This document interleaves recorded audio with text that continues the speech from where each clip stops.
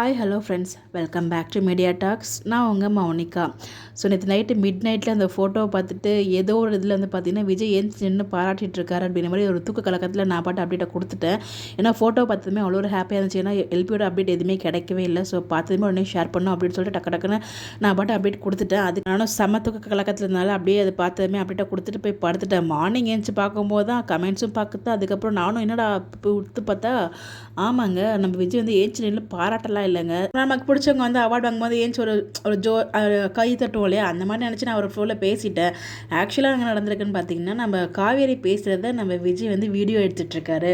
நல்லா நோட் பண்ணுங்கள், அந்த ஃபோட்டோக்குள்ளே நோக்கம் அப்படிங்கிற மாதிரி நோக்கியாக்குள்ளே நோக்கம்னு சொல்லுவாங்களே, அந்த மாதிரி இந்த ஃபோட்டோ நல்லா நோக்கி பார்த்தீங்கன்னா தெரியும் விஜய் கையில் வந்து குட்டியே வந்து அந்த ஃபோன் தெரியும், அதாவது ஒரு வீடியோ எடுக்கிற மாதிரி தெரியும். அதுக்கப்புறம் தான் நானும் ஆமாம் எல்லாம் பார்க்கும்போது தான் இவ்வளோ பேசினியம்மா, மண்டையில் இருந்த கொண்டே மறந்துட்டியம்மா அப்படிங்கிற மாதிரி தான் இருக்குது இந்த மொமெண்ட் எனக்கு. பிகாஸ் நான் சமத்துவ கழகத்தில் தாங்க பேசினேன். அப்டேட்ஸ் பார்த்ததுமே ஷேர் பண்ணணும், ஏன்னா எல்பியோட அப்டேட்டுக்காக நிறைய பேர் வெயிட் பண்ணிட்டு இருந்தாங்க. ஸோ அதான் அப்டேட் உடனே கொடுத்துட்டு அதுக்கப்புறம் தான் மார்னிங் பார்க்கும்போது ஐயோ அவர் வந்து ஆக்சுவலாக பாராட்டியும் நமக்கு பிடிச்ச ஒரு வேலையை தான் பார்த்துருக்காரு. ஸோ காவேரி பேசுறது வீடியோ எடுத்திருக்காரு, அதுவே பெரிய விஷயம் தான் இல்லையா.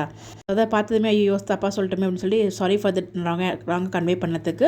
பட் எனிவேஸ் இதில் வந்து பார்த்தீங்கன்னா காவேரி பேசுறது விஜய் எடுக்கிறது அந்த நடந்த நிகழ்வு. கண்டிப்பாக வீடியோ போடும்போது நமக்கு தெரிஞ்சிடும் என்ன நடந்தது அப்படின்னு சொல்லிட்டு மேக்ஸிமம் 1 or 2 டேஸில் வந்து எஸ்எஸ் மியூசிக் எடிட் பண்ணி அப்லோட் பண்ணிடுவாங்க.